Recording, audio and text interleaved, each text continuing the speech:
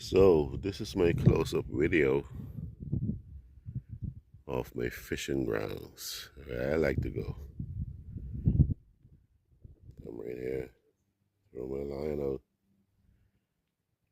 and catch a meal, take in the view,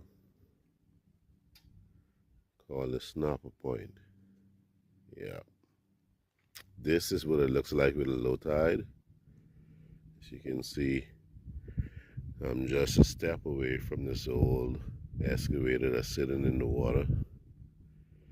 This is with the low tide.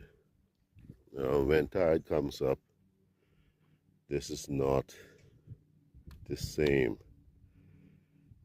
This entire rock driveway would be underwater.